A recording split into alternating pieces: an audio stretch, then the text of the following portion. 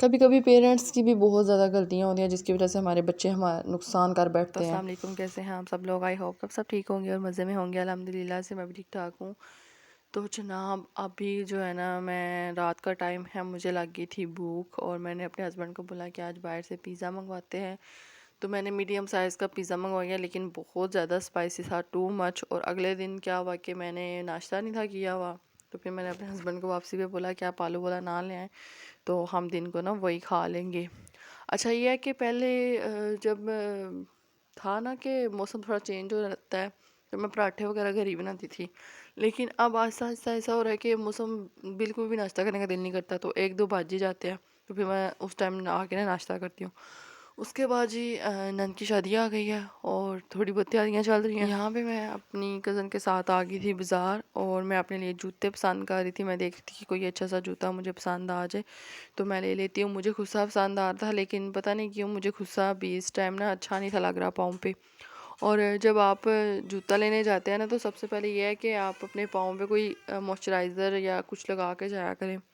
अच्छा वो ना चल चल के ना धूप में गर्मी में, तो फिर मेरे पाँव बस दर्द कर रहे थे। मैंने कहा चले मैं पसंद करती हूँ। ये वाला जूता मैंने लिया जी, देखिए कितना खूबसूरत है ये वाला। यहाँ से बंद करते हैं, तो मैं अपनी कज़न को कह रही थी आप वीडियो बनाओ, मैं देखूँ कौन सा। अच्छा कोल्हापुरी मैं पहले बहुत ज़्यादा पहनती थी, बहुत ज़्यादा, लेकिन आहिस्ता आहिस्ता फिर मैंने इसको पहनना छोड़ दिया। उसके बाद मैं अगली शॉप पे आई थी, यहाँ पे मेरे हस्बैंड पसंद करके गए थे अपने लिए वेस्ट कोट, बहुत ज़्यादा उनको पसंद थी।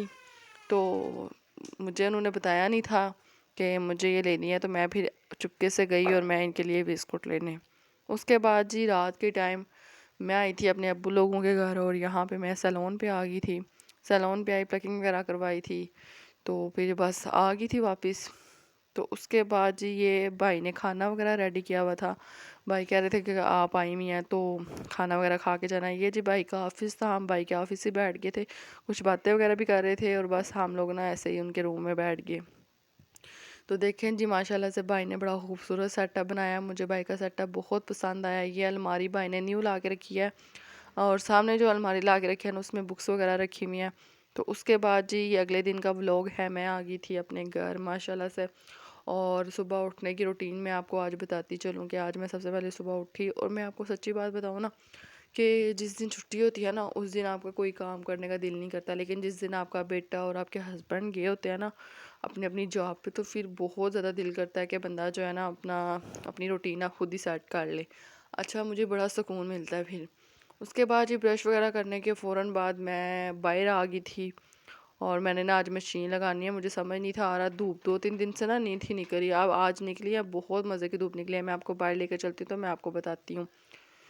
तो बाहर चलते हैं। यहाँ पे मैं सबसे पहले ना इधर स्विच लेकर ना राड लगाती हूँ और ये मैंने राड लगा दिया है क्योंकि मुझे राड से बहुत ज़्यादा डर लगता है ना। एक दफ़ा क्या हुआ था कि मेरे बेटे को करंट लग गया था और करंट की रीज़न ये थी कि मैं और मेरे हस्बैंड ना अपने अपने काम कर रहे थे, लेकिन मेरा बेटे ने क्या किया कि वो राड उठा के ना जिधर मैंने रखा हुआ था बिल्कुल अलमारी के पास ना, उसने वहाँ से उठा के तो स्विच में लगा दिया और राड को हाथ से पकड़ लिया था।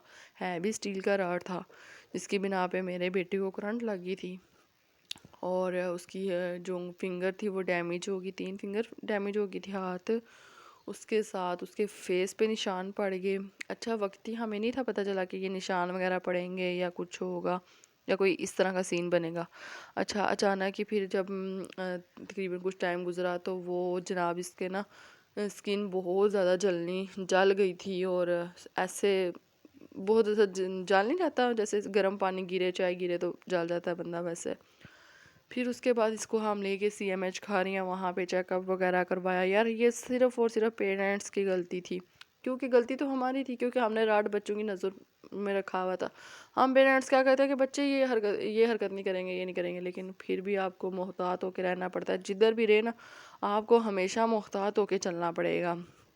कभी भी ये नहीं सोचना कि आपने कि नहीं वो राड बच्चा किधर पकड़ेगा, लेकिन आपने जब भी राड लगाना है अपने घर में ध्यान रखना है, गर्म पानी करना है तब भी ध्यान रखें अपने बच्चों का। अच्छा मेरी भाभी ने पानी गर्म करके ना, चाय सॉरी गर्म करके रखी थी शेड के ऊपर ना, तो मेरा भांजा था कोई 2 साल का, उसने जाके ना उसके अंदर पकड़ लिया और अपने ऊपर गिरा ली शेल्फ के ऊपर ही ना, तो उसका पीछे से शोल्डर भी जल गया और हाथ भी जल गया। अल्लाह माफ़ करे, अल्लाह माफ़ करे। इस तरह के काफ़ी सारे हादसात होते हैं जो मैं आपको बताती चलूँ कि आप हमेशा एहतियात किया करें। और मैं जब से ये हादसा मेरे साथ पेश आया ना, तो मुझे इतना खौफ आता है, मैंने कभी अपने बेटे को राड लगा लूँ या कोई चीज़ लगा लूँ तो मैं कभी उसको इस तरफ नहीं आने देती कि नहीं आपने कुछ भी नहीं, इस तरफ नहीं आना। खौफ आता है क्योंकि पता है आपको कि हमारे साथ ये पहला हादसा हो गया हुआ है, तो फिर अब दोबारा से अल्लाह ना करे कोई हो जाए। तो फिर इस वजह से ना मैं अपने बेटे को ये बात बताती रहती हूँ।